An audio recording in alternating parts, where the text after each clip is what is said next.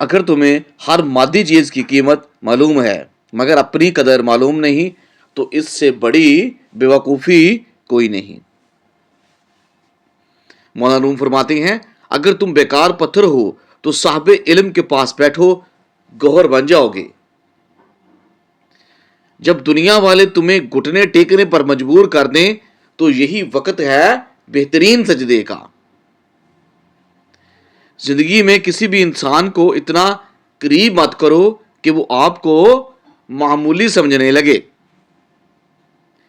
جب تم دوسروں کے لیے دل میں دعا مانگ کر تو دیکھو تمہیں اپنے لیے دعا مانگنے کی ضرورت ہی نہیں پڑے گی۔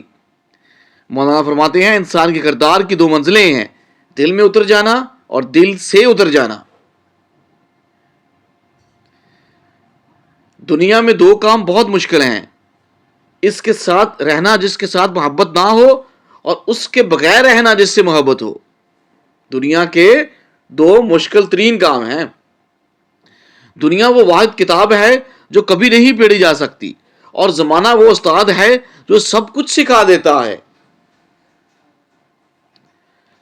مشکل وقت میں ہمیشہ دعا مانگا کرو، کیونکہ جہاں انسان کا حوصلہ ختم ہوتا ہے وہاں سے اللہ پاک کی رحمت شروع ہو جاتی ہے۔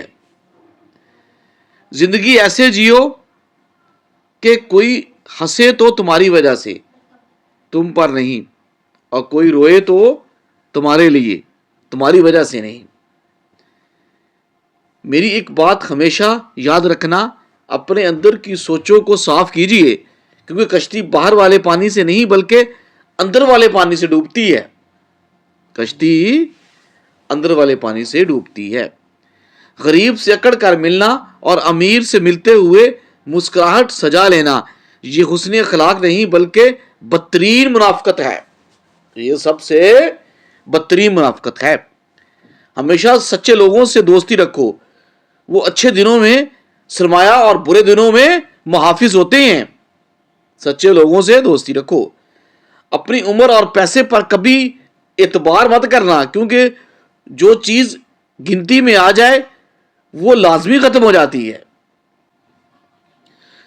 سجدوں میں گرنے سے پہلے ان لوگوں کو گلے لگائیں جو آپ کی وجہ سے اذیت میں ہیں، کیونکہ دل آزاریاں معاف نہیں ہوتی۔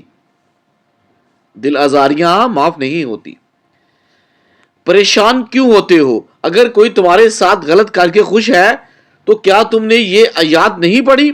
اور تیرا رب بھولنے والا نہیں ہے۔ جب ہر دوسرا شخص بلا وجہ آپ کا دشمن بننے لگے تو سمجھ جاؤ آپ میں کچھ خاص ہے، سامنے والا حسد کا شکار ہے۔